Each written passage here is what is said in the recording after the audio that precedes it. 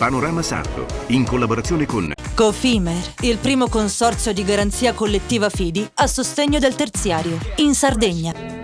Con Remosa, l'energia green del futuro è di casa. Suentu, vini nuovi da terre antiche. Fratelli Cellino, la qualità è emozione. CNA, l'associazione degli artigiani e delle imprese italiane.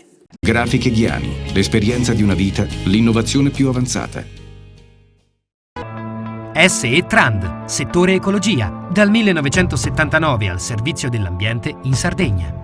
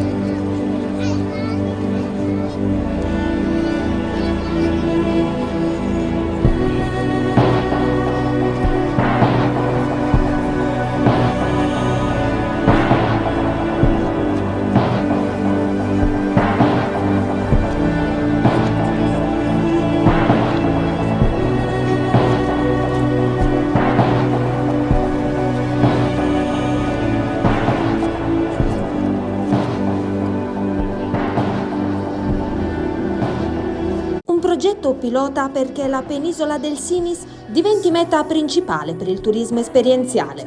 È stato presentato a Cabras presso il Museo Civico Giovanni Marongiu dal presidente della Fondazione Monteprama. Secondo uno studio di ricerca effettuato dalla Fondazione, la penisola del Sinis ha visto nel 2023 un incremento del 7,5% di visitatori rispetto all'anno precedente, un terzo dei quali provenienti da paesi esteri. Intanto nel Museo di Cabras è stata installata una nuova mostra temporanea in occasione del 50° anniversario della scoperta delle sculture di Monteprama. Un progetto pilota per fare in modo che la penisola del Sinis diventi una meta principale per il turismo esperienziale? Sì, ci sono due aspetti. Uno è strutturale, cioè la bella iniziativa del GAL del Sinis, delle istituzioni pubbliche e private che lo compongono, di realizzare in questo territorio una DMO, cioè un qualcosa di organizzato e strutturale che metta a sistema tutta l'offerta turistica ed esperienziale per il futuro. Noi arriviamo a quell'obiettivo del quale siamo entusiasti, cioè di questo strumento che è stato individuato e del quale ci dichiariamo assolutamente contenti di essere coinvolti, con un progetto pilota che soddisfa invece una richiesta congiunturale. Le nostre iniziative promozionali negli Stati Uniti dello scorso anno, con l'esposizione di un gigante per 6 mesi al Metropolitan Museum, e le iniziative di promozione dei prodotti sardi e soprattutto del Sinis in quei giorni, quest'anno siamo sommersi di richieste di tour operator che ci segnalano piccoli gruppi di americani alto spendenti che vorrebbero sì venire a visitare i nostri beni archeologici, ma ci chiedono: cos'altro posso fare? Mi avete fatto assaggiare un olio molto buono, o mi avete parlato di un vino molto buono, o di prodotti legati alla produzione biologica del grano molto buoni, ma vorrei vederli sul posto. Non solo li vorrei assaggiare e acquistare, ma vorrei partecipare alle operazioni di produzione, e perciò abbiamo richieste di gruppi che vorrebbero assistere alla mietitura del grano, che vorrebbero assistere alla vendemmia, che vorrebbero assistere alla pesca dei muggini e alla trasformazione del prodotto in botarga e così via.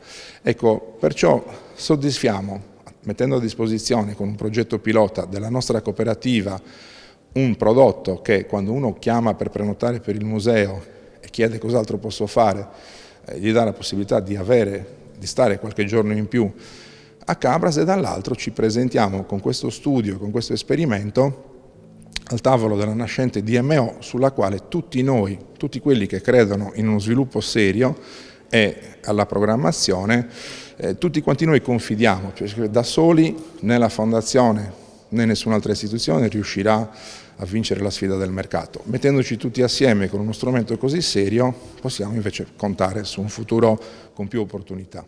Ricordiamo che la realizzazione di determinati progetti fanno parte anche del vostro statuto. Generalmente si pensa che la Fondazione Monteprama faccia altro.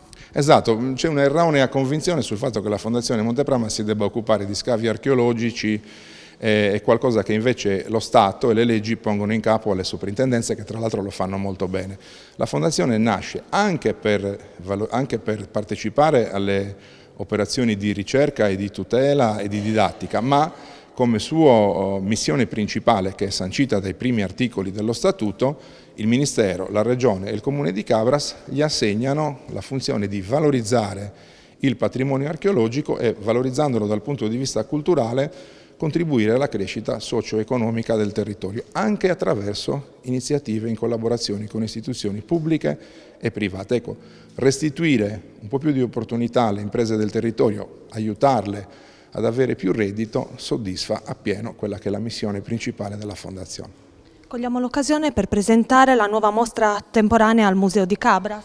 Sì, in occasione del 50° del festeggiamento per i 50 anni dalla scoperta delle statue e dei modelli di Nuraghe e di Monteprama, abbiamo pensato di regalare ai nostri visitatori, in collaborazione con le autorità locali del Ministero che hanno collaborato con assoluta lealtà, una nuova visione di queste statue, cioè le vediamo per la prima volta alla luce naturale, è possibile girarci attorno, è possibile ammirarle nella loro tridimensionalità e anche in questo effetto scenico bellissimo che è legato al fatto di vederle tutte assieme in uno spazio così organizzato.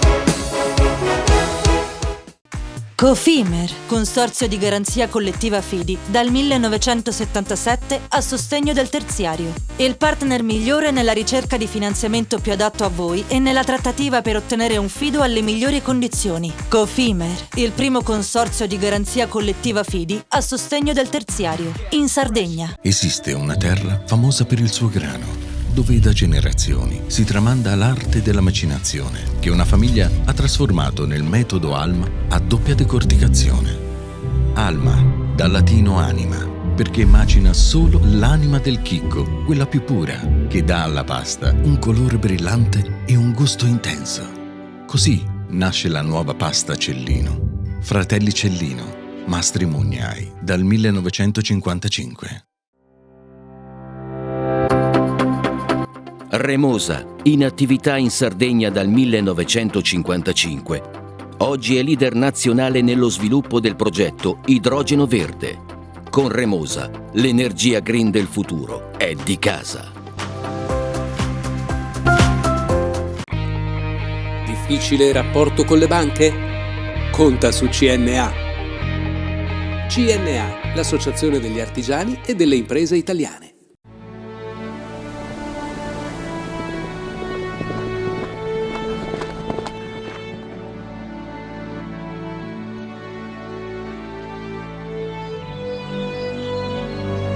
Nel cuore della Sardegna esiste un luogo dove natura e bellezza si incontrano. È qui che nascono i vini della cantina Suentu. Suentu, vini nuovi da terre antiche. Fai impresa, la fai bene. meriti credito. Le garanzie diventano importanti. Il fondo di garanzia agevola il tuo accesso al credito. Se una banca ti presta denaro, hai garanzia a prima richiesta. Se ottieni 100, la garanzia copre fino a 80. La maggior parte delle garanzie è gratis. Il dettaglio sul sito spheres.it. Siamo la più grande industria tipografica della Sardegna. Dall'81 stampiamo tutte le tirature, su tutti i supporti e con le tecnologie più avanzate del settore, garantendoti elevatissima qualità e la più totale dedizione e cura. Grafiche Ghiani, l'esperienza di una vita, l'innovazione più avanzata. Setrand, settore ecologia. Mettiamo a disposizione la nostra struttura organizzativa fornendo un valido supporto per la gestione dei rifiuti speciali pericolosi e non pericolosi. Grazie agli impianti innovativi e al costante sviluppo tecnico recuperiamo oltre il 70% dei rifiuti da noi gestiti. Dal 1979 al servizio dell'ambiente in Sardegna.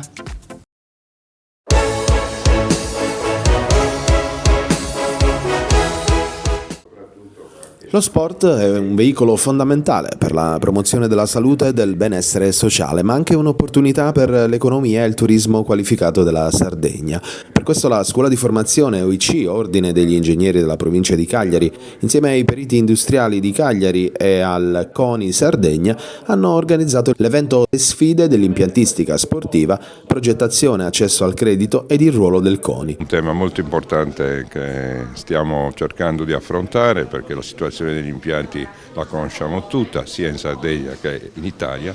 Chiaramente abbiamo grandi difficoltà. Noi ci auguriamo che attraverso questi incontri si possa sensibilizzare oltre che chiaramente i tecnici, ma anche gli enti locali e soprattutto mettere tutti a conoscenza del problema che va sicuramente affrontato e soprattutto va risolto. Oggi si parlerà di un credito sportivo, ma anche non bisogna mai perdere il focus sull'avvicinamento soprattutto ai giovani allo sport. Quella chiaramente è la base su cui tutti, soprattutto il CONI, deve puntare, e per far fare sport ai giovani nel migliore dei modi, in maniera adeguata, ci vogliono gli impianti sportivi che non possono essere fatiscenti, non possono essere quelli di tanti anni fa, devono essere nuovi, moderni, adeguati al momento che stiamo attraversando. In questo convegno il CONI in prima linea sulla progettistica, una sfida per gli impianti, ma soprattutto un momento di confronto. Esatto, sì, un momento di confronto soprattutto per quanto riguarda le regole che devono essere seguite nelle progettazioni, le norme che devono essere seguite proprio per fare degli impianti rispettosi delle norme, della sicurezza e della fruibilità per tutti quanti gli sportivi. Si va dai piccoli impianti a quelli grandi, anche sovradimensionati in base alla popolazione. In Sardegna c'è tanto da fare? Sì, c'è tanto da fare, ma sono tante anche le richieste che arrivano ogni anno. Negli ultimi anni ci sono stati anche qualcosa come 40-50 milioni di euro spesi per l'impiantistica sportiva. Ovviamente noi li controlliamo tutti quanti, soprattutto le progettazioni, e ci accuriamo appunto che vengano fatti rispettosamente della legge.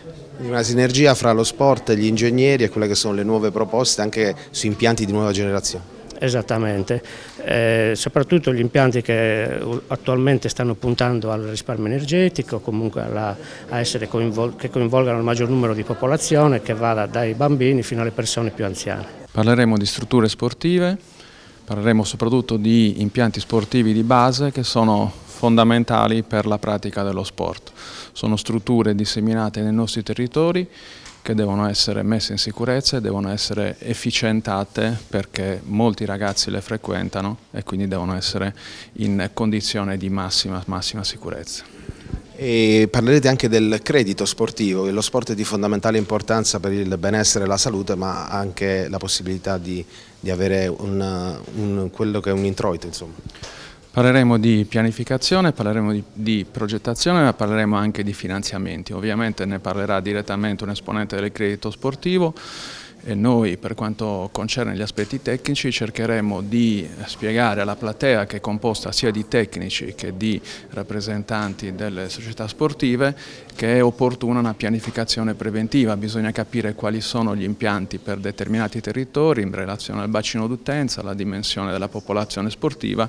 Daremo queste indicazioni.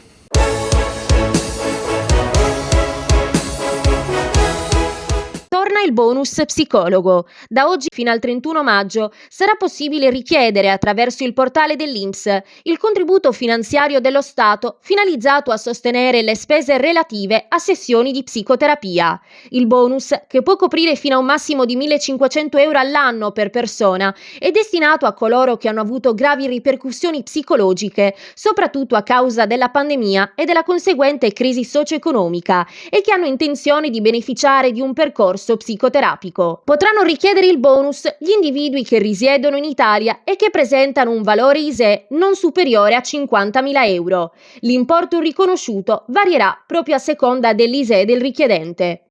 Le domande potranno essere presentate esclusivamente attraverso canali telematici, utilizzando il servizio Contributo Sessioni Psicoterapia sul portale INPS. Gli interessati potranno accedere tramite SPID, carta d'identità elettronica o carta nazionale dei servizi, oppure contattando il contact center integrato. In seguito al 31 maggio, termine ultimo per richiedere il bonus, verranno stilate graduatorie che terranno conto del valore ISEE più basso e dell'ordine cronologico di presentazione delle domande. L'INPS comunicherà dunque l'esito ai beneficiari tramite SMS o email, fornendo un codice univoco per prenotare le sedute di psicoterapia. Dottoressa, oggi riparte il bonus psicologo, un contributo importante per i cittadini italiani. Sì, è un contributo importante e speriamo che diventi sempre più importante, nel senso che è certamente un passo utile, ma abbiamo bisogno di servizi più diffusi, più disseminati, più sicuri, più continuativi. Il bonus psicologo consente di avvicinarsi, no? Allo psicologo e allo psicoterapeuta e di cominciare un percorso che può essere anche un percorso breve che si conclude con la disponibilità del bonus psicologo, ma può essere anche l'inizio di un percorso più approfondito, più lungo. Quindi credo che la cosa importante sia che si dà l'opportunità di avvicinarsi, ecco, a questo tipo di lavoro su di sé. Un contributo nato per affrontare il periodo post-Covid e tutte le problematiche che ne sono conseguite, tra cui anche una grave situazione socio-economica. Ecco, lei che cosa ha potuto notare in questi anni? Ma c'è stato un incremento molto forte di due componenti. Intanto il malessere, soprattutto, lo vorrei dire, in età giovanile, adolescenziale e giovanile. Tutte le ricerche confermano che un adolescente o giovane adulto su 3 ha avuto in questi anni delle problematiche di tipo psicologico piuttosto importanti. E d'altro canto però incredibilmente, forse perché abbiamo potuto lavorare online, forse perché è stato più facile entrare in contatto con lo psicologo, con la psicologa, c'è stato anche un po' uno sblocco, no? della possibilità di lavorare sul piano psicologico, quindi un'accettazione, una consapevolezza del proprio disagio e anche la possibilità e la volontà di affrontarlo. Il bonus psicologo, ecco, ha dato proprio un contributo in questo senso. Ora speriamo che tutto questo continui, intanto con il consolidarsi di questa prassi, con le maggiori disponibilità ovviamente che via via si stanno acquisendo, e poi anche noi ci contiamo molto, soprattutto per la nostra regione dove ancora non c'è, di poter avere il servizio dello psicologo delle cure primarie, dello psicologo di base, chiamato anche così, che consenta proprio di avvicinare le persone facilmente e di affrontare delle tematiche che possono essere disturbi d'ansia, somatizzazioni, tante cose che a volte non si comprendono, che viviamo senza capirle bene. Ecco, avere la possibilità di avere uno specialista immediatamente è molto utile. Questo bonus psicologo può avere dei limiti, penso al fatto che le richieste, le domande vengano prese in considerazione anche in base alla velocità con cui si è fatta la domanda. Sì, alla velocità e anche all'ISEE che la persona presenta. Sono due criteri che non abbiamo stabilito noi, li ha stabiliti l'INPS. Noi ovviamente siamo a disposizione, tanti colleghi si stanno mettendo a disposizione su questo. C'è anche da dire questo, che è molto utile che le persone stiano attenti anche allo scorrimento delle graduatorie, perché ci sono state l'anno scorso delle rinunce e c'è quindi esiste la possibilità che persone che non sono entrate con la prima chiamata vengano poi invece ammesse al bonus successivamente. Quindi c'è comunque il rischio che qualcuno venga tagliato fuori comunque? Beh, l'anno scorso sono stati tantissimi quelli tagliati fuori, perché le domande sono state molte di più rispetto ai posti disponibili, certo.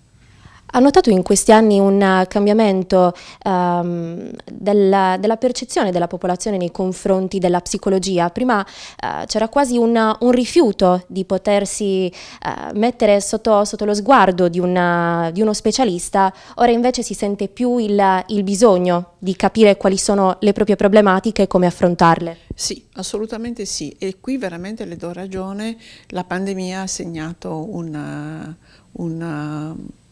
confine che è stato possibile superare, forse perché ci siamo messi un po' tutti in tutta Italia a disposizione telefonicamente, online, durante l'emergenza sanitaria, ma in ogni caso ha sbloccato una specie di piccolo tabù, se vogliamo, no? Vado dallo psicologo se sono matto, no, vado dallo psicologo se sento un disagio che posso affrontare, posso superare.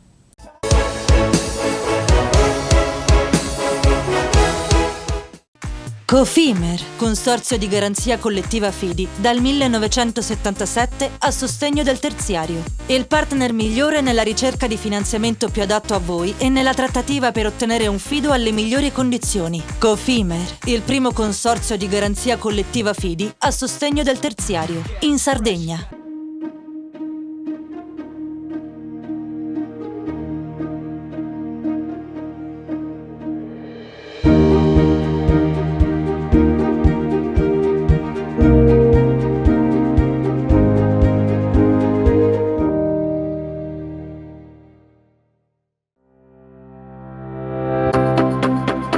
Remosa, in attività in Sardegna dal 1955.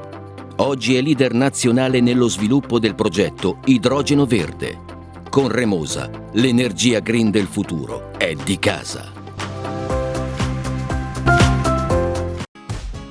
Fai impresa, la fai bene, meriti credito. Non c'è solo il credito bancario. Con i mini bond e le cambiali finanziarie coperti dal fondo di garanzia, i tuoi progetti trovano nuovi investitori che credono in te. Contatta Spheres.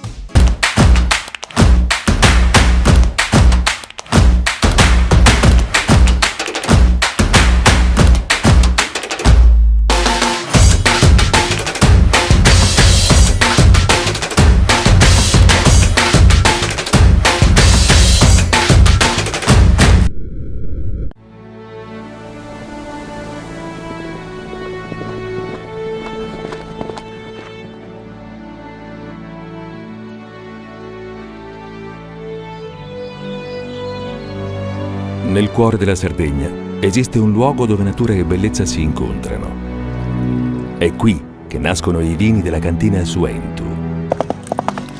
Suentu, vini nuovi da terre antiche. Meno scartoffie e più efficienza? Conta su CNA. CNA, l'associazione degli artigiani e delle imprese italiane. Setrand, settore ecologia. Siamo in grado di attivare il servizio di pronto intervento ecologico in caso di emergenza e con potenziale contaminazione delle matrici ambientali. Forti delle nostre competenze e dei nostri mezzi, realizziamo bonifiche di siti inquinati anche da amianto. Dal 1979 al servizio dell'ambiente in Sardegna.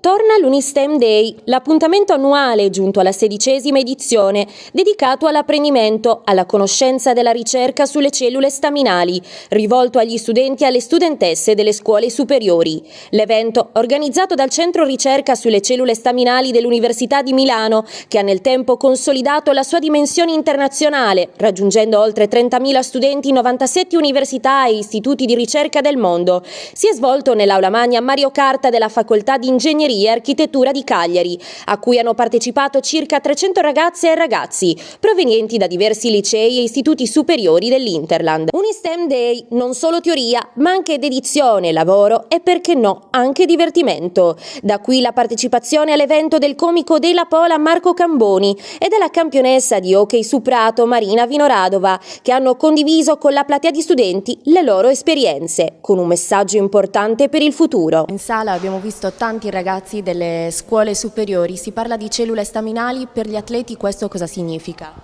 È molto importante, perché dà possibilità nella vita di imparare sempre una cosa in più, di andare avanti, di un domani vincere contro tutti insieme. E qual è il messaggio che vorreste mandare oggi?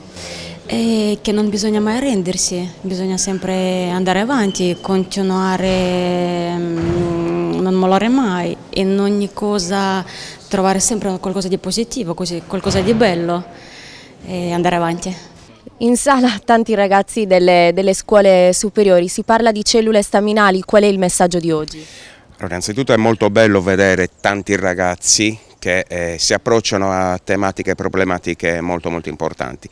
Il messaggio di oggi è quello comunque di credere nella scienza, quindi vedere la scienza come supporto ma soprattutto come speranza. Un evento che ha messo assieme 97 atenei e centri di ricerca. Qual è il significato profondo di ribadire, amplificare e dare un senso alla ricerca sulle cellule staminali? Ma è importante soprattutto perché sulle cellule staminali ci sono tante cose in giro, si dice di tutto ed è bene che i ragazzi già da giovani capiscano a chi si devono affidare, come capire quali sono le cose veramente scientifiche e quali sono le potenzialità, che sono tante, ma purtroppo ci sono anche tante altre cose che non sono assolutamente scientifiche e devono essere controllate. Questa giornata nell'aula magna della Facoltà di Ingegneria dell'Università di Cagliari, oltre 300 liceali sostanzialmente provenienti un po' da tutta la provincia. Che tipo di respiro si vuol dare? Qual è il messaggio da dare a questi ragazzi? Ma intanto avviciniamo i ragazzi all'università, vedono che cosa si fa, possono capire che magari a scuola hanno un po' il rifiuto di tante cose, mentre invece può essere un modo più divertente, più facile per approcciarsi a certi argomenti che spesso possono essere complessi e magari non apprezzano più di tanto. Speriamo di averli coinvolti in questo modo. Andrea Figos, docente di chirurgia plastica dell'Ateneo di Cagliari. Professore, che tipo di lezione si fa quando si hanno di fronte 300 liceali che a breve o già adesso stanno prendendo cognizione di cosa faranno da grandi? È complicato per un docente parlare a delle persone che non sono prettamente un audience della tua disciplina. Devi cambiare lo sguardo, devi cercare di attrarre quello che è la possibilità per loro di vedere l'università come una possibilità per la loro vita, per quello che è poi la possibilità di diventare, diciamo, un qualcuno, come abbiamo visto oggi, raccontato un po' da tutti gli esperti e anche dai personaggi conosciuti, diciamo così. Ecco, cellule staminali nell'ambito della chirurgia estetica o di varie altre branche della chirurgia hanno un ruolo, gli studi e le ricerche, molto impattante. Può citare qualche esempio? Assolutamente, sono i chirurghi plastici che utilizzano di più le cellule staminali all'interno, basti pensare al ringiovanimento facciale, alla ricrescita dei capelli, posso dire da un punto di vista estetico, ma ancora più importante da un punto di vista ricostruttivo, la crescita dei tessuti, la possibilità di far migliorare le cicatrici successive a traumi o il migliorare anche quelle che sono le malformazioni congenite. Quindi lo studio su queste cellule staminali porterà chissà un giorno che noi dovremo prendere una pillola o avere un organo che si sviluppa e si rigenera all'interno del nostro corpo. Carlo Carcasi, per 10 anni coordinatore del Centro Regionale di Trapianti, ma soprattutto un innamorato folle, figlio d'arte, un innamorato folle di quella che è la genetica, che ha insegnato all'Università di Cagliari e non solo per tanti anni. Professore, lei segnalava nella sua relazione questo dramma della rincorsa a trovare le soluzioni con le staminali in giro per il mondo. Cosa succede? Succede che purtroppo per molte malattie genetiche o congenite non esiste una terapia, quindi ogni qualvolta una famiglia si trova di fronte a una proposta terapeutica fuori dall'Europa, perché in tutta Europa hanno detto che non esiste la terapia, e sente qualcuno in paesi prevalentemente orientali, non voglio fare i nomi, dove hanno la terapia con le cellule staminali, vanno, spendono centinaia di migliaia di euro e non ottengono nessun risultato, quindi purtroppo oltre il danno anche la beffa. Nelle terapie sperimentali normalmente si fanno anche in Europa, negli Stati Uniti, nei paesi occidentali, ma nessun paziente paga mai un centesimo. Ecco, mi chiedo, quali sono le patologie verso le quali si cerca questo rifugio sbagliato e rischioso? In quali patologie impattano maggiormente? Guardi, per quanto di mia conoscenza sono prevalentemente le lesioni midollari, post-traumatiche prevalentemente, perché sono purtroppo molto frequenti, le malattie genetiche sono più rare, le lesioni invece midollari responsabili di paraplegie o peggio di tetraplegie sono purtroppo frequenti per gli incidenti stradali o a seguito di traumi molto pesanti. Esattamente, per quello. La promessa di guarigione crea delle illusioni che non potranno essere soddisfatte. Farmacologa, neuroscienziata, ma soprattutto anima pulsante da tanti anni delle edizioni dell'Unistem, questo, come dire, simposio sulle cellule staminali. Che bilancio trae, professoressa Morelli? Veramente positivo, anche quest'anno abbiamo cambiato sede, ma lo stile è stato sempre il solito, l'entusiasmo dei ragazzi sempre il solito. E siamo più di 10 anni con questa annualità che ogni marzo più o meno ci ricorda l'importanza e il significato delle cellule staminali. Dicevamo di 97 università coinvolte, centri di ricerca, insomma il collegamento dell'Università di Cagliari stavolta con l'Università di Brescia e di Potenza, poi altri collegamenti con l'Università di Catanzaro, quindi un modo per unire i liceali. Era questo l'obiettivo o uno degli obiettivi? È un obiettivo fondamentale. Allora, non avete parlato anche dell'Australia, siamo anche collegati con l'Australia, non solo ci sono quasi tutti i paesi dell'Europa, ma anche un altro continente. I ragazzi australiani in questo momento stanno anche loro parlando di cellule staminali, divertendosi come abbiamo fatto con gli ospiti, è veramente una cosa che avvicina tanto, la ricerca avvicina sempre.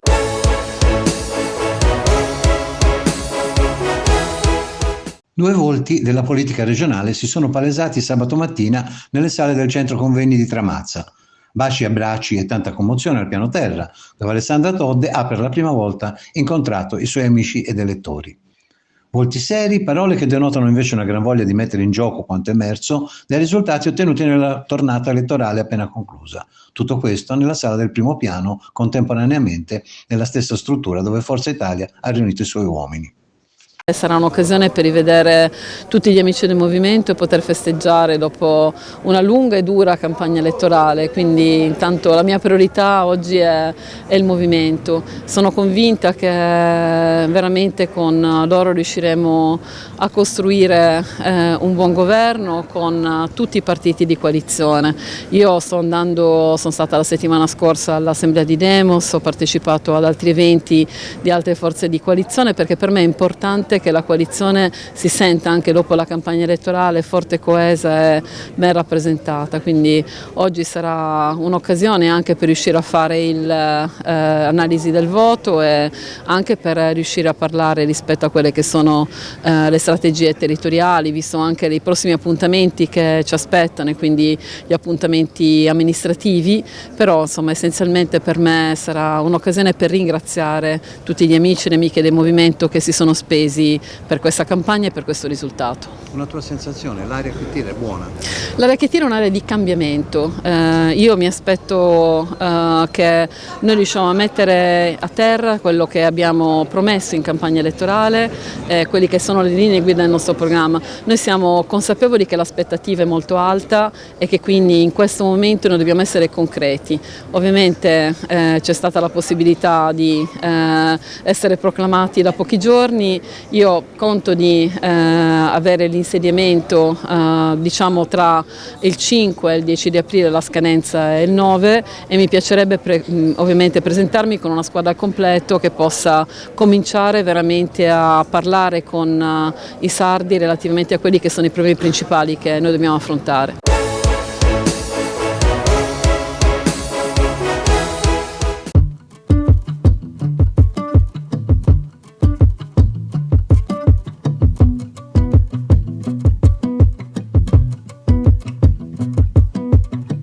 This was all you, none of it me. You put your hands on my body and told me. You told me you were ready for the big one, for the big jump. I'd be your last love. Forza Italia ha una storia trentennale e oggi noi proponiamo un grande progetto di aggregazione delle forze centriste, una grande apertura a tutte le espressioni della società sarda, le forze sociali, produttive ed economiche dell'isola con le quali vorremmo confrontarci. Mi pare che ci siano tutte le condizioni per guardare al futuro con fiducia e serenità, anche perché siamo grati al grande risultato conseguito alle ultime regionali che proietta non solo Forza Italia ma anche tutto il centrodestra come una aggregazione alla quale i sardi hanno dato grande fiducia. Quindi oggi si inizia, diciamo così, un momento nuovo. Sì, da oggi si inizia un momento nuovo di rilancio dell'azione politico-programmatica del partito e soprattutto di un vasto radicamento in tutto il territorio sardo.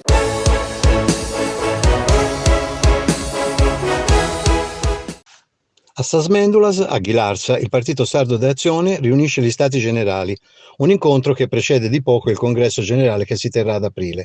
Temi di oggi, riflessioni sul recente voto e valutazioni su cosa non ha funzionato ed eventualmente su cosa potrà essere riproposto.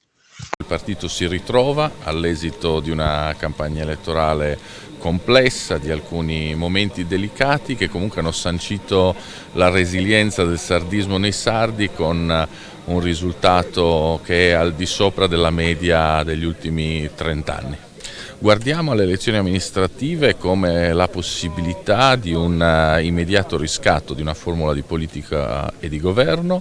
Il Partito Sardo d'Azione ha proposte da fare in ogni singolo territorio che confronterà con gli alleati, speriamo superando la logica muscolare del più forte nella designazione dei candidati a sindaco. Credo che ci voglia la capacità di riconoscere le figure maggiormente rappresentative in grado di unire una coalizione e interpretare a fondo i programmi che ogni singolo territorio desidera di veder messi in atto. Io credo che non ci sia un'esigenza di conventio d'escludendum come altri hanno fatto nei nostri confronti in altri tempi. Io credo che invece ci voglia la libertà di potersi sedere ad un tavolo individuando i soggetti migliori che uniscano la coalizione a prescindere dalla loro appartenenza di partito. Il 17 aprile abbiamo l'opportunità di celebrare con qualche anno di distanza il 103° anniversario del partito. Nel 2021 il 100° purtroppo ha subito le limitazioni del Covid.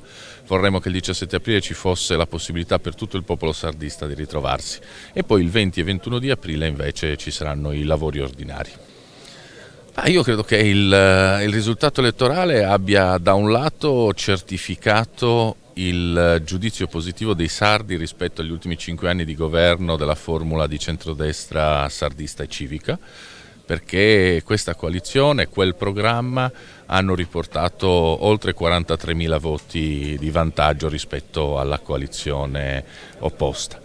C'è stato poi, in ragione di una peculiarità del sistema elettorale che più volte io avevo chiesto al Consiglio di correggere al pari di quello che accade nel resto delle altre regioni, ma che si è mantenuta, e cioè un voto sui candidati presidente che ha determinato invece una spaccatura della società sarda. Da un lato una maggioranza molto forte in favore del centrodestra civico e sardista, dall'altra una vittoria di misura del candidato presidente espressione del Campo Largo. Una domanda molto semplice. Rifarebbe tutto quanto quello che ha fatto in occasione del confronto elettorale? È un esercizio difficile da portare avanti perché non esiste mai la controprova. Ognuno assume le scelte col patrimonio di conoscenze che ha nel momento in cui le assume.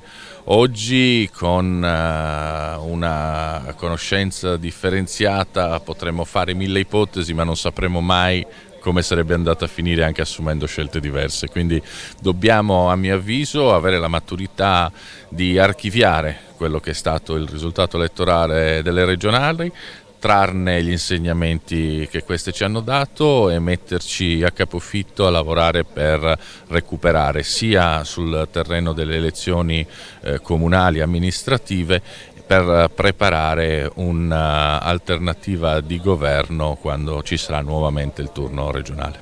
Al di là del duo Truzzu-Solinas, ritiene che sia stato, come si è sempre sentito dire in giro, che questa imposizione, questa campagna elettorale della Meloni in Sardegna per proporre Truzzu abbia avuto un esito negativo?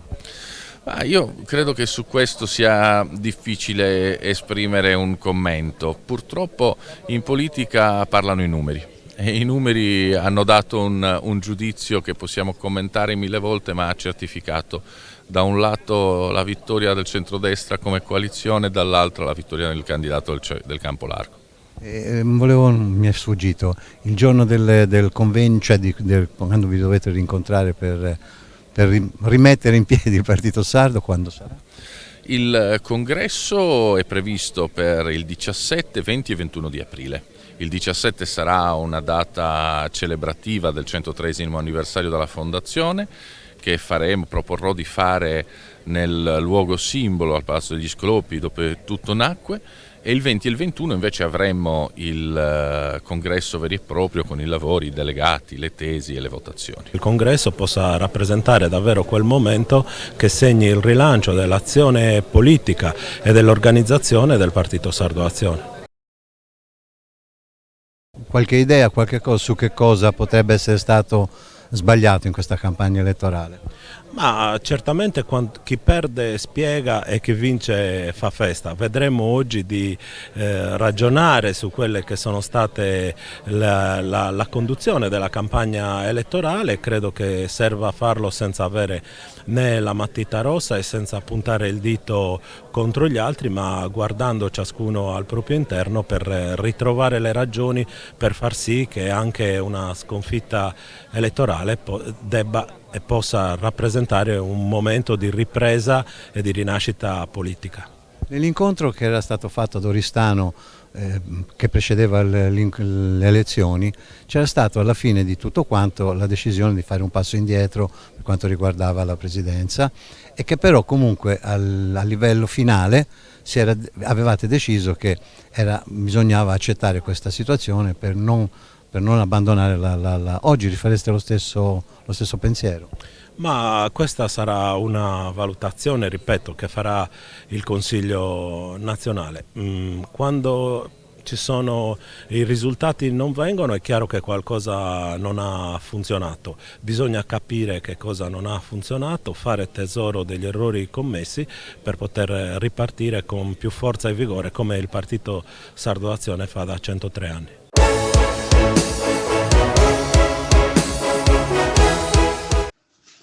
Ultimi giorni di intensi contatti per i partiti del campo largo. Dopo i 5 Stelle a Tramazza, oggi è toccato al PD, riunito nella sede oristanese, a cercare di concordare una linea interna da mettere sul tappeto degli incarichi di governo. Piero Comandini apre i lavori e subito scalda la sala, ribadendo che il PD è il partito che ha raccolto più consensi e che dovrà avere un peso politico ben definito all'interno della Giunta, ma soprattutto nelle scelte che dovranno caratterizzare questa legislatura. Parleremo anche della Giunta, dei criteri che la Todde ha dato a tutti i partiti per la definizione degli assetti, ma anche nel chiedere di svolgere un ruolo guida politico all'interno della Giunta regionale, della futura compagine del governo, e ponendoci in una situazione costruttiva per risolvere i problemi. Credo che i problemi che abbiamo di fronte meritano scelte di natura politica, meritano scelte di esperienza e di competenza. La sanità deve essere sicuramente l'assessorato più importante, che merita una guida autorevole, ma sicuramente anche un coinvolgimento dell'intera coalizione. Credo che debba essere un po' l'assessorato di coalizione, all'interno del quale tutte le forze politiche possono essere rappresentate, tutte le forze politiche lavorano per superare i problemi della Sardegna. Questa è stata la campagna elettorale del Noi, non devono a nostro avviso esistere assessorati squisitamente, strettamente legati ai partiti politici, questa deve essere una giunta, una coalizione, un governo che proprio sul Noi, sul metodo di lavoro condiviso fa la sua cifra politica, elettorale, ma soprattutto un metodo di lavoro che i sardi hanno premiato. L'accordo dovremmo trovarlo, io dico, nei prossimi giorni, nelle prossime settimane, e credo che non avremo grandi difficoltà. Mi sembra che il clima sia buono e noi siamo pronti a fare la nostra parte con il mandato che ci darà la direzione. Ma non ne facciamo una questione di numeri, di prove muscolari, noi riteniamo di essere stati fondamentali, determinanti non solo al momento del voto ma anche nei mesi precedenti, e però siamo assolutamente il gruppo, che è il partito che come tutti darà una mano alla coalizione affinché si parta nel migliore modo possibile. A prescindere dalle questioni di partito, il concetto dell'assessore alla sanità, che forse è uno dei punti più, un vostro parere personale, meglio un tecnico o meglio un politico? Ma non ne abbiamo ancora discusso, anche in questo caso credo che l'individuazione dell'assessore alla sanità debba essere visto nell'ambito della Giunta nel suo completo, insomma nella sua interezza, e quindi crediamo che sia una valutazione da fare insieme alla coalizione e al Presidente. Non ne facciamo una questione di bandiera, né per avere l'assessore né per non averlo.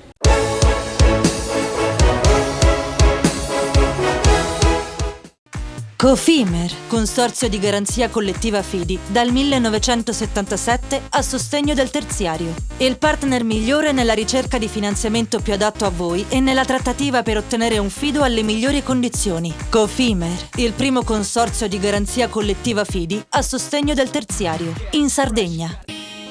Siamo la più grande industria tipografica della Sardegna. Dall'81 stampiamo tutte le tirature, su tutti i supporti e con le tecnologie più avanzate del settore, garantendoti elevatissima qualità e la più totale dedizione e cura. Grafiche Ghiani, l'esperienza di una vita, l'innovazione più avanzata.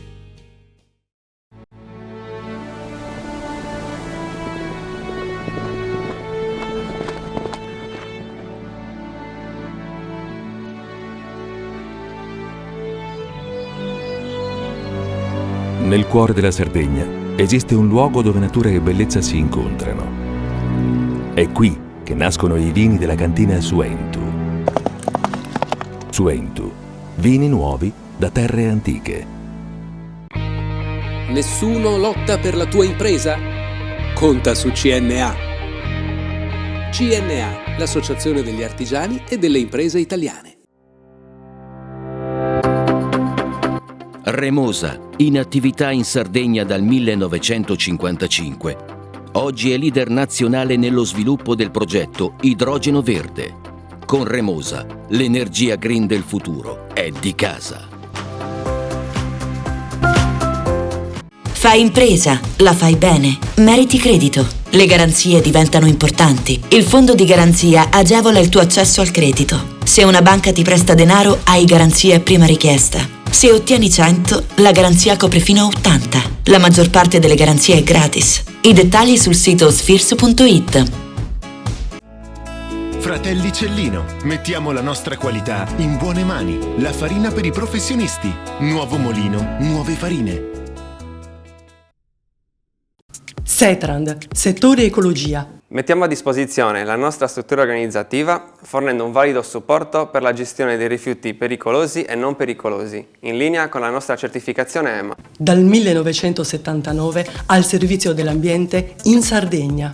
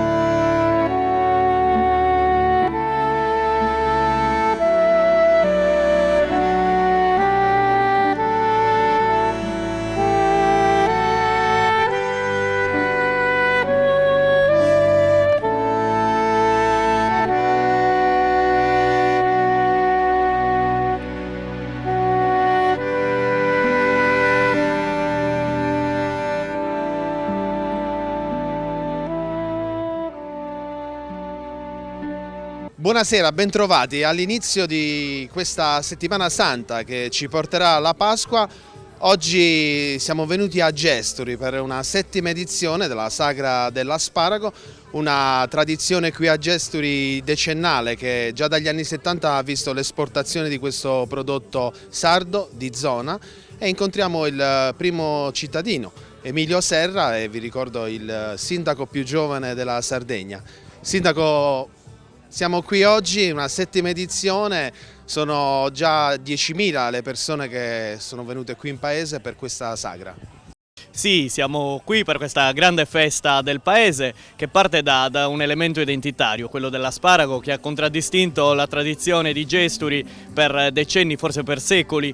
Un elemento che ha sempre generato economia, un proficuo indotto, e che ha portato Gesturi a essere conosciuto anche oltre il mare. Un paese che si è animato con hobbisti, mostre, presentazioni di libri, ma soprattutto diversi box con prodotti tipici, quindi l'asparago è un po' da traino. Sì, l'asparago penso che sia l'elemento più caratteristico, no? Nel senso che cresce spontaneamente, non è un OGM, non proviene dalla grande distribuzione, viene dalla fatica dei nostri giovani e dei nostri anziani che portano avanti questa tradizione. A fare da contorno tanti prodotti tipici, tanto artigianato, le maschere tradizionali, tanta musica, insomma abbiamo fatto una bella festa. Ricordiamo che qui c'è la giara, uno dei fiori all'occhiello della Sardegna, ma soprattutto una biodiversità che è disponibile tutto l'anno. Sì, un sito unico, più che raro unico, che oggi apriamo ai turisti anche attraverso un servizio di guide, di bus navetta che li porteranno sull'altipiano a poter godere della presenza dei cavallini e di questo splendido panorama che la giara offre soprattutto nella primavera, dove dà il massimo del suo splendore. La 7ª edizione, voi super operativi? Sì, siamo già da un po' di tempo che stiamo lavorando. Però come gruppo ci siamo abbastanza presenti, stiamo cercando di migliorare sempre di più la nostra sagra per dare anche nuovi spazi, nuove attrazioni e quant'altro, per attirare sempre di più la gente e far conoscere sempre di più Gesturi. Ringrazio tutto il mio gruppo perché sono stati veramente formidabili, e anche l'amministrazione che ci è venuta e ci ha supportato e ci sta ancora aiutando in tutto e per tutto. Una Prologo al femminile che è operativa tutto l'anno. Ricordiamo che il lavoro delle Prologo è sempre un lavoro fatto non a scopo di lucro ma a scopo di valorizzazione. Sì, esatto, noi facciamo tutto altamente gratuitamente, perché ci piace farlo, perché siamo, ripeto, sempre un bel gruppo, ci piace stare insieme, non ci risparmiamo nessuna cosa. e soprattutto ci piace far attivare il territorio, insomma far conoscere le nostre prelibatezze e quant'altro. Come riuscite a coordinare tutto quello che sono gli hobbisti, le degustazioni? Qui abbiamo anche il torrone, abbiamo altri prodotti tipici e soprattutto le bancarelle che portano ognuno di loro un pezzo di Sardegna. Allora, quello è una parte un po' abbastanza complicata. Noi come organizzazione abbiamo organizzato tutto il programma per l'evento e stiamo lavorandoci dietro, ripeto, già 3 mesi. Le bancarelle sono un po' difficili sempre da posizionare, giustamente siamo in un centro storico, il posto è abbastanza stretto, però dai, cerchiamo di migliorare sempre di più e cercare di posizionare nel miglior modo possibile le persone. Ci piace ricordare che siamo all'inizio della Settimana Santa, qui c'è un albero d'ulivo e siamo con la scrittrice gesturese Anna Maria Brughitta. Lei ha scritto una poesia su Fra Nicola da Gestori che è arrivata direttamente al Papa. È una poesia che ho scritto per Fra Nicola perché naturalmente essendo di Gestori è il nostro frate, in onore di santità, sperando che al più presto possa diventare San Nicola. Noi siamo molto devoti a lui perché comunque sia ha fatto parte della nostra vita. Non l'ho conosciuto direttamente, ma tramandato dai nostri genitori questa... Anna Maria, lei ha scritto il libro Anime Vaganti, di poesie. Queste poesie scaturiscono dall'anima sarda? No, non è un libro scaturito dall'anima santa. Anime Vaganti è un libro scritto con...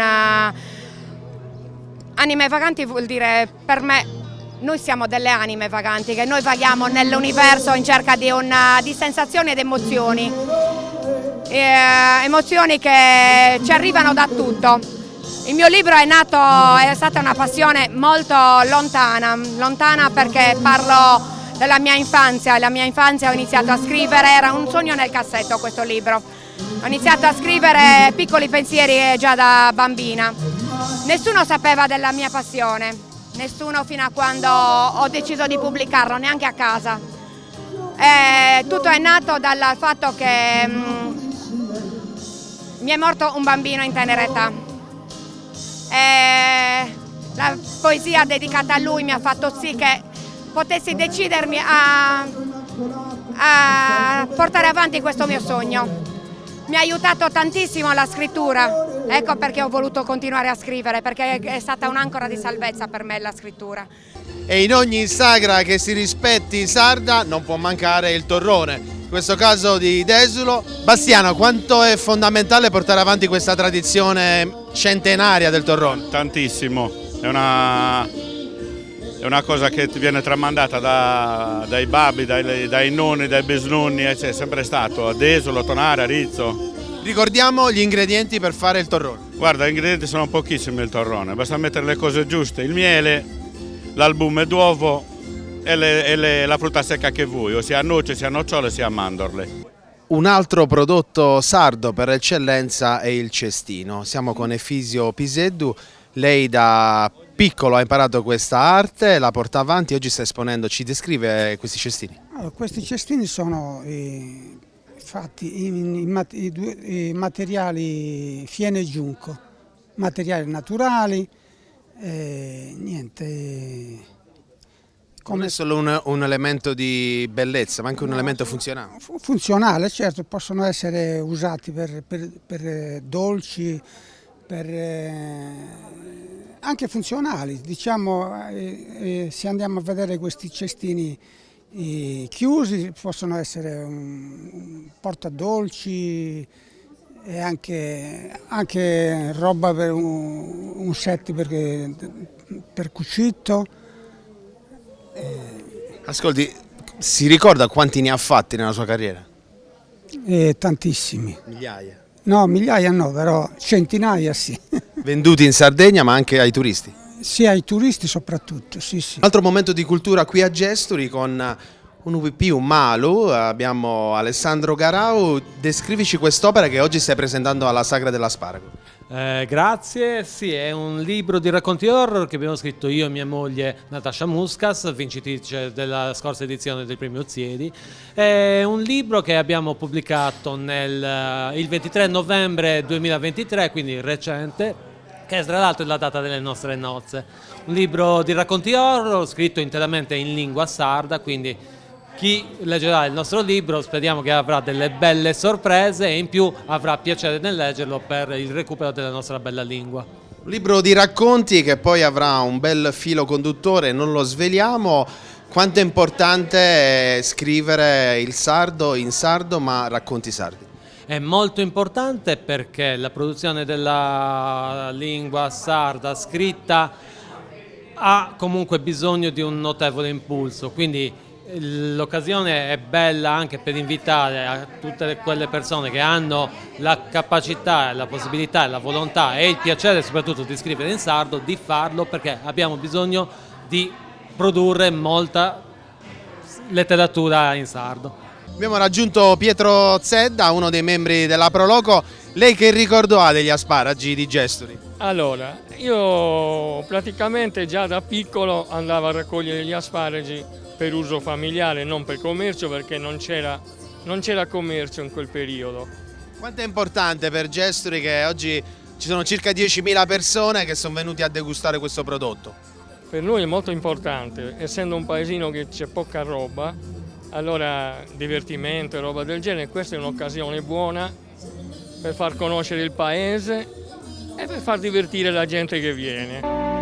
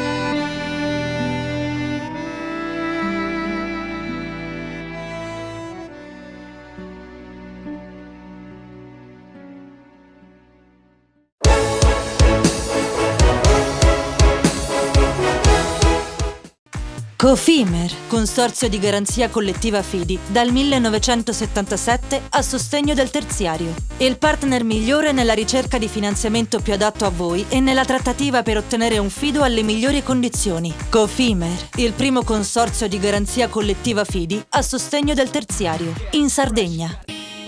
Siamo la più grande industria tipografica della Sardegna. Dall'81 stampiamo tutte le tirature, su tutti i supporti e con le tecnologie più avanzate del settore, garantendoti elevatissima qualità e la più totale dedizione e cura. Grafiche Ghiani, l'esperienza di una vita, l'innovazione più avanzata.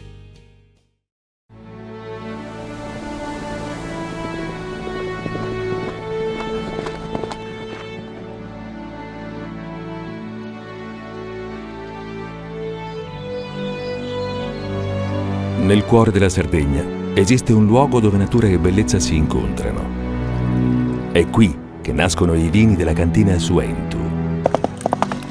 Suentu, vini nuovi da terre antiche. CNA, l'associazione degli artigiani e delle imprese italiane. Difficile rapporto con le banche? Conta su CNA. CNA, l'associazione degli artigiani e delle imprese italiane. Remosa, in attività in Sardegna dal 1955. Oggi è leader nazionale nello sviluppo del progetto Idrogeno Verde. Con Remosa, l'energia green del futuro è di casa. Impresa, la fai bene, meriti credito. Le garanzie diventano importanti. Il fondo di garanzia agevola il tuo accesso al credito. Se una banca ti presta denaro, hai garanzia a prima richiesta. Se ottieni 100, la garanzia copre fino a 80. La maggior parte delle garanzie è gratis. I dettagli sul sito sfirso.it. Scopri le fette biscottate speciali Cellino. Latte miele, ciocco-fette e fette di bosco. Tutte senza lattosio e in comode monoporzioni da 4 fette. Per una fetta sempre biscottata. Setrand, settore ecologia. Mettiamo a disposizione la nostra struttura organizzativa fornendo un valido supporto per la gestione dei rifiuti pericolosi e non pericolosi, in linea con la nostra certificazione EMA. Dal 1979 al servizio dell'ambiente in Sardegna.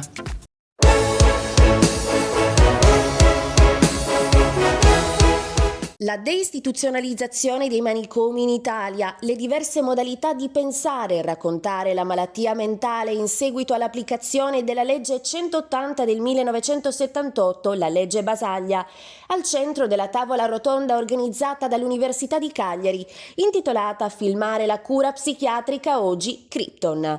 Al centro del dibattito il film documentario del regista Francesco Munzi.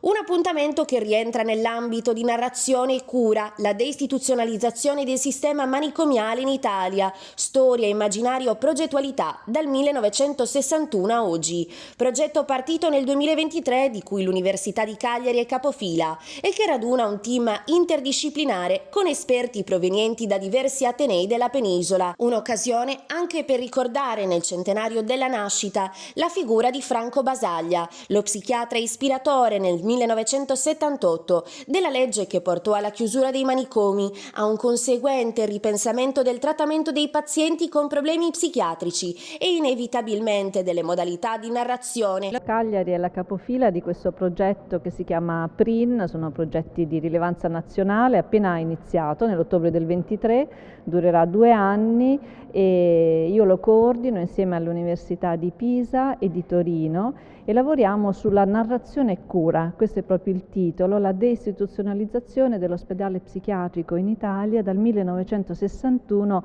a oggi. Perché queste date? Perché 61 è l'anno in cui Franco Basaglia prende servizio all'ospedale psichiatrico di Gorizia, il suo primo incarico, seguiranno Parma e Trieste dove partirà quella che è conosciuta come la rivoluzione basagliana che porterà all'approvazione della legge 180 sulla chiusura dei manicomi. Noi studiamo in che modo tutto questo è diventato narrazione e quindi tanto più questo centenario basagliano, la coincidenza con il centenario ci serve per iniziative di questo genere, come si racconta oggi la salute mentale, la cura e il film del regista Francesco Munzi è un ottimo esempio per noi. Ecco, come è cambiato il racconto dunque? Il racconto è cambiato radicalmente e il nostro interesse va verso quello che è stato definito un meccanismo narrativo messo in piedi da Franco Basaglia. Con gli studenti abbiamo guardato ad esempio il documentario di Zavoli del 1969, I giardini di Abele, che oggi si trova su Rai Play e che raccontano un manicomio drammatico, appunto un'istituzione totale, quindi perdita di libertà ma anche poca attenzione alle persone. Oggi quello che vediamo, e poi è cambiato tutto in questi anni, in questi decenni, quello che vediamo invece è una grande attenzione alla soggettività e quindi la narrazione è fortemente empatica, noi che la guardiamo ci rendiamo conto che ci interessa, ci riguarda tutti quanti e non possiamo esimerci anche dall'attenzione a questi argomenti. Un progetto con un team interdisciplinare, ci sono, mi pare di aver capito, apertura di archivi, osservazione di... Avete avuto modo di raccontare e di studiare anche la storia del manicomio di Cagliari? Sì, sicuramente. Una parte del progetto è dedicata all'ex manicomio di Cagliari e anche ad altri di altre città, non solamente Pisa e Torino, anche Roma, ci saranno anche altre sedi. Sì, siamo un team molto composito, per cui ci sono gli archivisti che studiano appunto le cartelle cliniche a cui si può avere accesso e ci sono gli storici che studiano la storia della psichiatria. Noi ci occupiamo, io sono una teorica della letteratura e quindi mi occupo appunto di narrazione creazioni sia verbali che visuali, abbiamo uno studioso di videogiochi, insomma ricostruiamo un panorama da vari punti di vista. Come è nata l'idea di fare un film sul disagio mentale?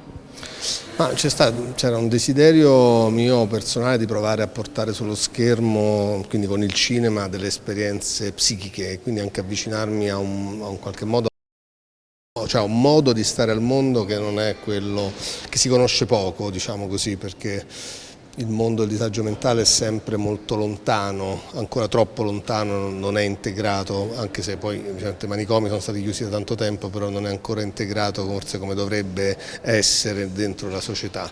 E quindi l'idea di avvicinarmi con lo schermo, cioè di avvicinarmi con il cinema e soprattutto di provare a rappresentare dei ritratti di persone, con la macchina presa cerco di stare molto vicino ai protagonisti e poi i protagonisti mi hanno permesso di arrivare a filmare le terapie anche, quindi delle situazioni che in genere avvengono a porte chiuse e anche a coinvolgere le famiglie e quindi a esplorare dei nodi piuttosto faticosi per delle loro storie.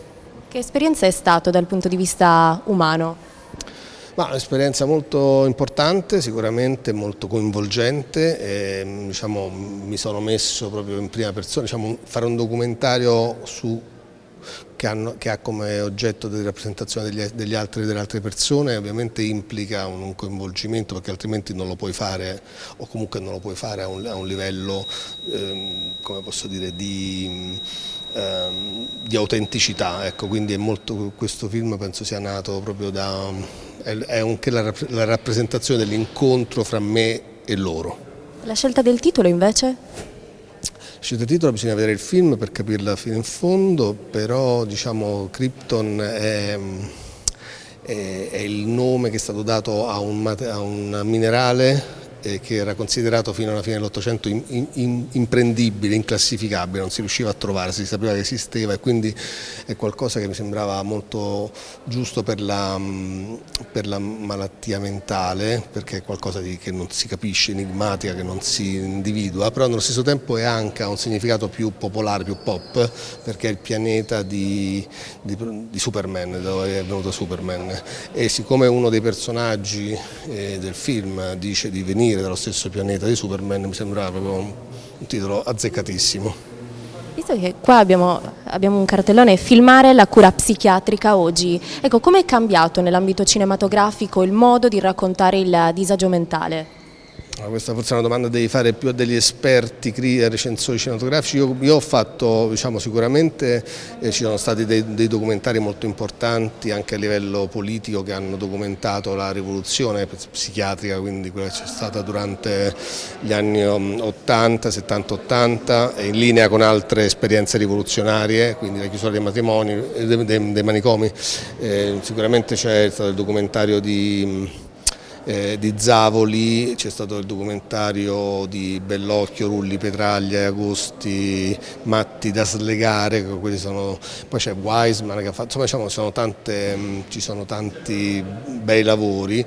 Io qui invece ho cercato di esplorare più che altro la soggettività, quindi non volevo fare un lavoro direttamente politico su un'istituzione, ma provare a fare politica provando a raccontare delle persone dal di dentro, non in quanto sofferenti mentali, ma in quanto persone che hanno anche un certo tipo di sensibilità, un certo tipo di approccio nello stare al mondo.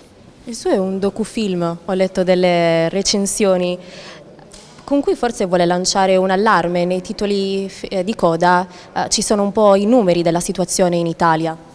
Sì, io lo vorrei chiamare più film o documentario, docufilm sembra una forma che fa pensare più a degli stilemi televisivi. Io penso sia un vero e proprio film, anche se un film che approccia e racconta qualcosa di reale. Allora sì, ci sono noi alla fine del film abbiamo, per me è stato importante il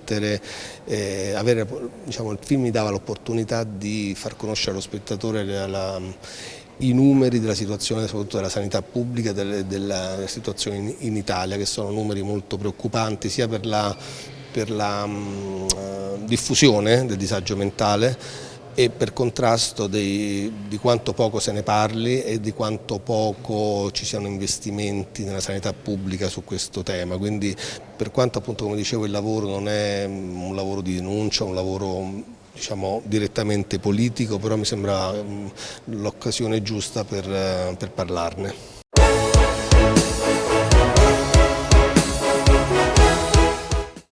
Cofimer, consorzio di garanzia collettiva Fidi, dal 1977 a sostegno del terziario. Il partner migliore nella ricerca di finanziamento più adatto a voi e nella trattativa per ottenere un fido alle migliori condizioni. Cofimer, il primo consorzio di garanzia collettiva Fidi a sostegno del terziario, in Sardegna.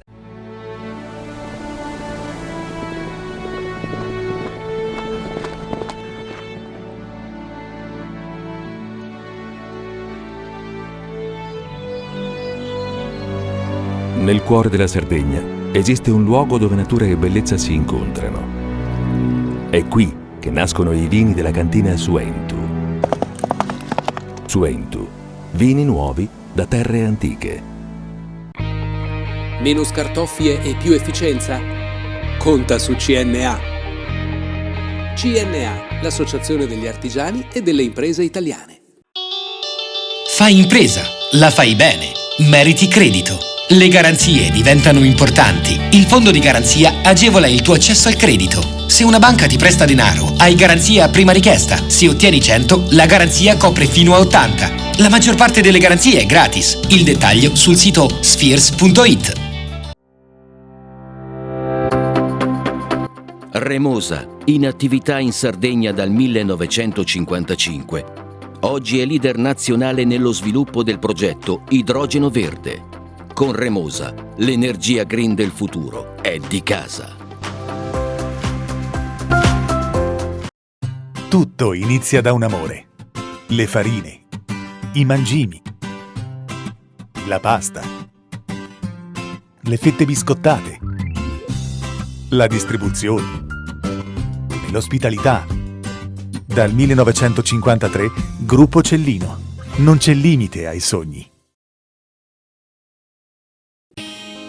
Siamo la più grande industria tipografica della Sardegna. Dall'81 stampiamo tutte le tirature, su tutti i supporti e con le tecnologie più avanzate del settore, garantendoti elevatissima qualità e la più totale dedizione e cura. Grafiche Ghiani, l'esperienza di una vita, l'innovazione più avanzata. Setrand, settore ecologia. Forti delle nostre competenze e dei nostri mezzi, realizziamo bonifiche di siti inquinati anche da amianto. Mettiamo a disposizione la nostra struttura organizzativa fornendo un valido supporto per la gestione dei rifiuti pericolosi e non pericolosi, in linea con la nostra certificazione EMA. Dal 1979 al servizio dell'ambiente in Sardegna.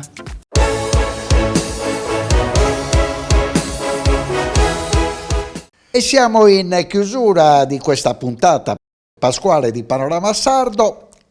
Affrontiamo l'argomento di chiusura in Confartigianato Imprese Sardegna, sede cagliaritana, insieme al segretario regionale Daniele Serra. Parliamo di case green.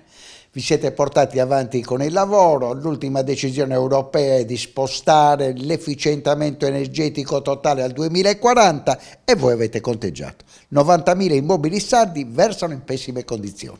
Sì, esatto, su circa 500.000 di immobili presenti in Sardegna, il 17%, quindi circa 90.000, versano in pessimo stato di manutenzione e di conservazione, con degli impatti evidenti anche in termini di consumi energetici, per cui pensiamo che attraverso le fasi applicative degli Stati membri che porranno appunto in essere la direttiva europea ci possono essere grandi opportunità anche per le imprese, oltre che per le famiglie evidentemente, per migliorare le condizioni degli edifici, per migliorare appunto l'efficientamento energetico e quindi arrivare con più serenità e con più velocità all'obiettivo emissioni zero che l'Europa si è data appunto nella scadenza che citava lei prima.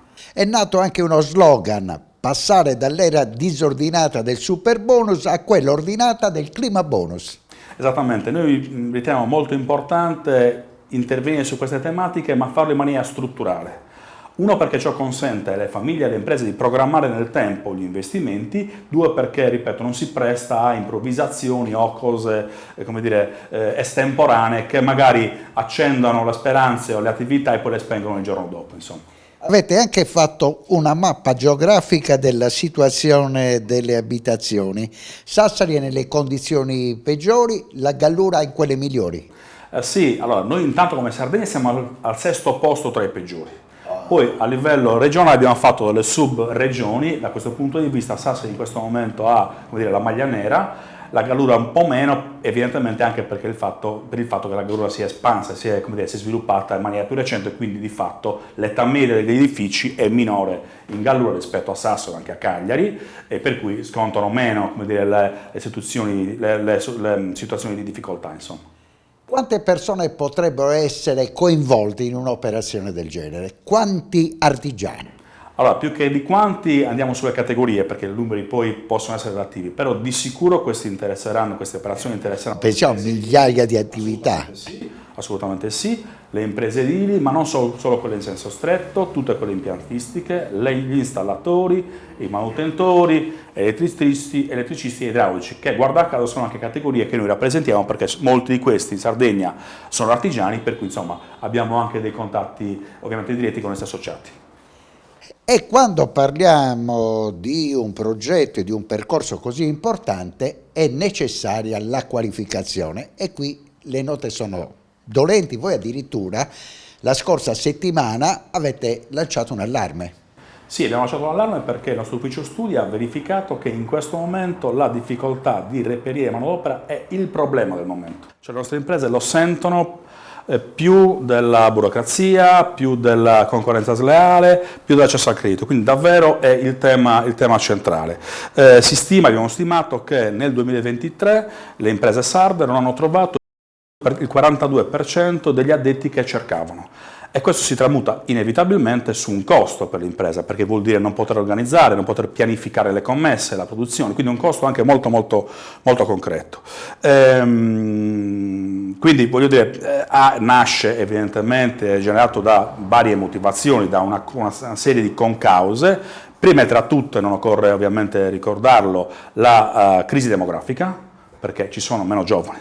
Essendoci meno giovani c'è una platea interessata, potenziale necessità lavorativa minore rispetto anche a solo qualche anno fa. C'è poi una fascia in Sardegna molto concreta e anche elevata di NEET, ossia dei giovani che non lavorano, non studiano, non cercano un lavoro. In Sardegna tocca un picco del circa il 21%, quasi il 22%, insomma. Quindi anche questo impatta evidentemente sulla platea di potenziali interessati.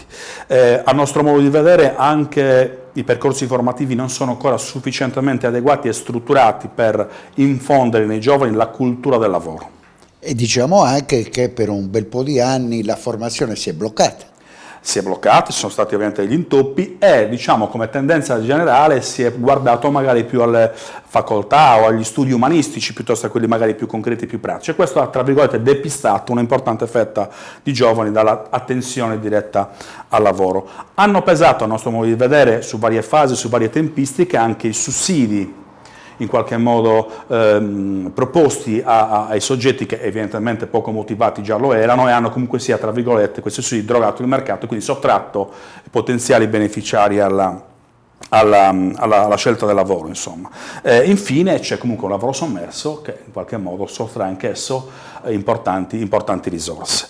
Quindi queste sono le concause principali che stiamo vivendo. Ma c'è un passaggio, segretario, dove voi segnalate che sono oltre 206 milioni il costo di questa mancanza di personale qualificato nelle imprese sarde. Lo accennavo all'inizio quando dicevo che un'impresa che non ha davanti la certezza di avere nei prossimi mesi il personale che le necessita per impostare il processo produttivo e le commesse, magari perde commesse per questo o comunque sia dei costi diretti dovuti a questa mancanza. Quindi sì, il peso è davvero molto concreto e molto pesante. Nel 2023 insomma sono cifre importanti, una fetta dell'economia che si ferma di fatto per questa problematica.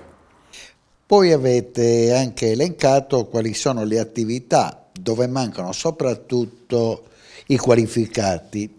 installatori, falegnami, attrezzisti, pasticceri, meccanici, montatori di macchinari industriali, autisti di taxi, conduttori di automobili, furgoni, veicoli, operai addetti ai macchinari e confezioni e abbigliamento, insomma un po' di tutto.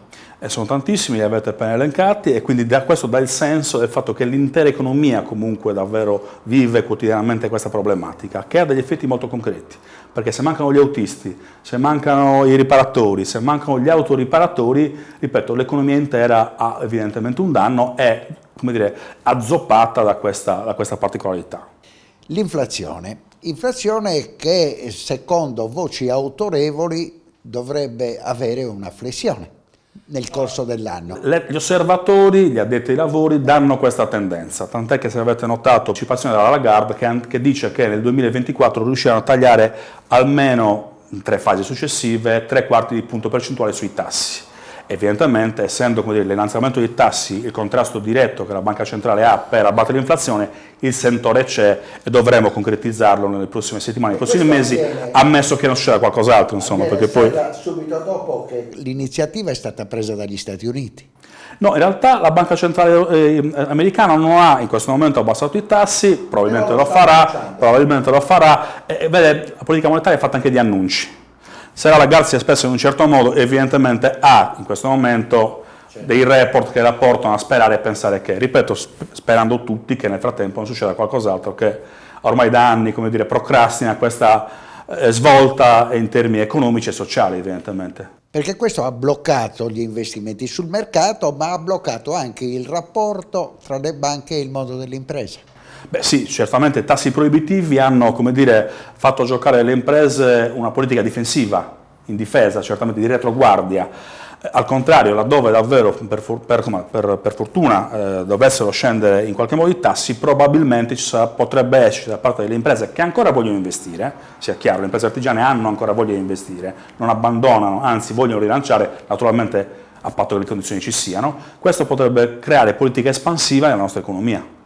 Che impatto hanno avuto sul mondo dell'artigianato in particolare le decisioni prese dal governo regionale uscente?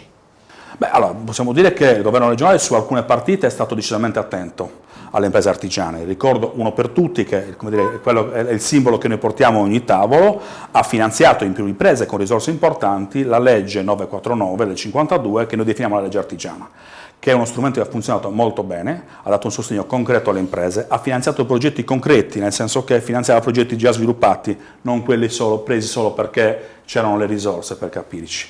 E soprattutto ha ingenerato un circolo virtuoso per cui ogni euro messo a disposizione della Regione Sardegna, quindi finanziando attività concrete, ha avuto un effetto moltiplicatore pari a 3 euro sul mercato, anche perché ricordiamo che i nostri piccoli artigiani fanno investimenti molto spesso anche molto piccoli, non necessariamente mastodontici, mettiamola così, per cui hanno alimentato un circolo virtuoso di acquisti, di servizi, di attività artigiane della biosfera artigiana locale, per cui ha creato un effetto moltiplicatore molto importante. Quindi da questo punto di vista certamente è stato un intervento importante. Naturalmente noi abbiamo chiesto allora e chiederemo anche alla politica che questo strumento venga reso strutturale e per quanto possibile lo si risemplifichi, perché ha vissuto una stagione di burocrazia quasi zero, era molto semplice e molto accessibile. Purtroppo poi sono state cambiate le regole in corsa e questo ha rallentato sfortunatamente la possibilità, l'appetibilità anche dello strumento. Parliamo adesso del settore delle costruzioni, un settore molto importante, in attesa che il nuovo governo regionale si insedi e soprattutto provi a dare un'occhiata alla legge di tutela del territorio, che è sempre stato un grande problema per la politica regionale. Ma dopo che il superbonus è andato a spegnersi, la reazione qual è stata? Guardi, dopo un attimo di scoramento, se vogliamo dirlo, più che altro per la prospettiva che viene a mancare sulla importante strumento, noi lo definiamo importante perché ha dato la possibilità davvero di ripresa e sviluppo di molte imprese artigiane dell'edilizia e, dobbiamo dirlo, nelle finalità c'era pure quello, emersione del nero e soprattutto di riqualificarsi di un patrimonio edilizio che era vetusto, che era vecchio, anche e soprattutto in qualità e in prospettiva della sostenibilità e del risparmio energetico, che è comunque un tema che dobbiamo porci, anche come mission associativa. Assolutamente. Non tutto è perduto, diciamo noi. Abbiamo fatto di recente uno studio sulle case green, quindi su altri strumenti che verranno messi in campo, magari non con quelle percentuali che oggettivamente possono ingenerare dei problemi o degli intoppi, però ci sono delle potenzialità importanti e sono convinto che le nostre imprese edili, artigiane di qualità, quelle serie, perché noi a quelle guardiamo evidentemente, sapranno cogliere questa grande opportunità. Dal 26 di febbraio, il giorno dopo le elezioni, abbiamo dato voce ai rappresentanti del mondo dell'economia regionale per un appello alla governatrice Todde. Serra, a lei la parola. Noi più che un appello abbiamo già incontrato tutti i candidati presidenti, tra cui evidentemente anche la Todde, abbiamo presentato loro un vademecum, una sorta di manifesto di Confartigianato, già citando quali sono secondo noi i punti salienti su cui la politica dovrebbe concentrarsi. Sono 7 punti programmatici.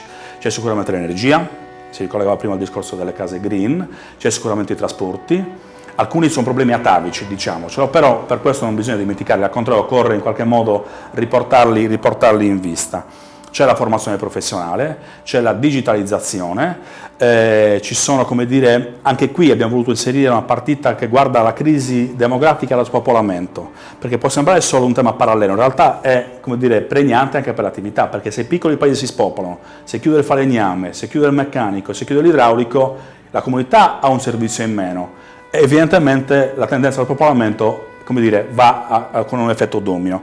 E altri di questi. Devo dire che tutti i candidati presidenti, e quindi anche la Todde, hanno sottoscritto con noi questo manifesto, che vuole essere un impegno concreto da parte della politica regionale, quella eletta a questo punto nel quinquennio di mandato. Noi gli saremo in qualche modo accanto da un certo punto di vista, ma anche attenti, perché abbiamo messo in piedi con l'Università di Cagliari un sistema di monitoraggio sul raggiungimento o meno degli obiettivi che erano previsti nel nostro manifesto e che i candidati hanno sottoscritto come impegno formale. Chiudo, stanno partendo i titoli di coda, affrontando un tema che è un vostro cavallo di battaglia, perché anche dopo l'estate avete organizzato l'ennesimo congresso che riguardava l'efficientamento energetico in Sardegna, quindi la richiesta di aree predisposte per questo discorso e soprattutto tutela del territorio.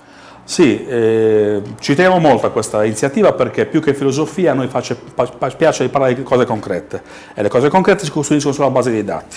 Abbiamo fatto uno studio che evidenzia tutti gli spazi già disponibili ad ora, quindi parlo di capannoni, tettoie, come dire, stabilimenti già costruiti, quindi senza un impiego di nuovo suolo, potenzialmente interessabili dall'installazione di pannelli fotovoltaici. È uno studio eccezionale che ci dimostra che già oggi, se sapessimo sfruttare quegli spazi, saremmo, non dico indipendenti, ma avremmo fatto un grosso passo avanti nella minore dipendenza rispetto ad altre realtà che mal governiamo e mal gestiamo. Avevate anche quantificato economicamente questo progetto? Sì, ora non ricordo lo specifico, però c'è sicuramente un dato economico, ripeto, si parla di dati concreti, ci sono scenari più o meno ambiziosi, però ci sono tutti gli spazi utili per farlo. Potrebbe essere un assist per il nuovo esecutivo regionale. Sicuramente lo è, anche perché ricordiamoci che non solo si fa bene all'ambiente, non si utilizzano metri quadri di suolo a terra, ma si innesca economia, perché noi abbiamo gli impiantisti, noi abbiamo i manutentori, noi abbiamo gli installatori e quindi questo creerebbe ulteriormente nel corollario economico una spinta in più per l'economia della Sardegna. Chiudiamo con gli auguri di buona Pasqua ai nostri telespettatori. Auguri a tutti voi.